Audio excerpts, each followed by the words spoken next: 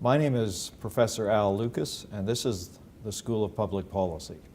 Today I released a paper that deals with research that I and a colleague carried out on the constitutional power of the federal government to regulate greenhouse gas emissions.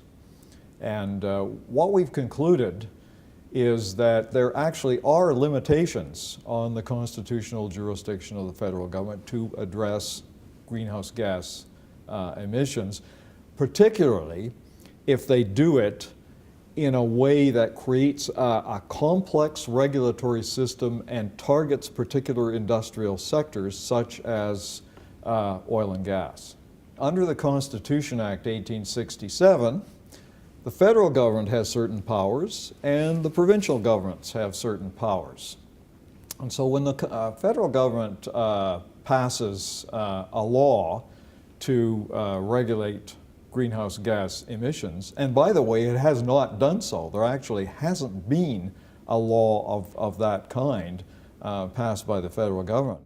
The federal laws that have been proposed really establish complex regulatory schemes that really can't be characterized as criminal matters, as essentially criminal prohibitions, can't be characterized as dealing fundamentally with trade, but rather they deal more with the operations of industrial sectors in the province, like the oil and gas industry. So if the federal government enacts legislation of that kind, it overreaches as far as its powers are concerned, and those laws might be unconstitutional.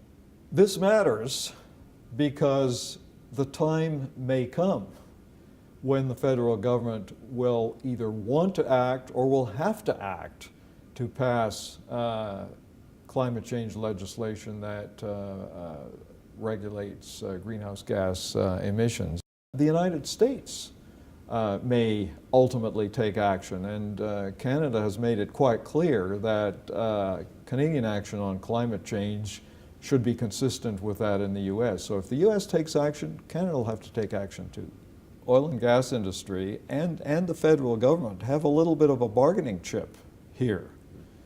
And they should recognize that the federal government doesn't really have the entire hammer on this. It means that they understand that if the federal government acts, it has to act in a general way that they might be able to deal with better than federal legislation that targets them specifically. Ultimately, the federal government will have to negotiate with the provinces, and if they do that, if they negotiate with the province of Alberta, the industry is no doubt going to have a role to play there. I'm Professor Al Lucas. Thanks for watching.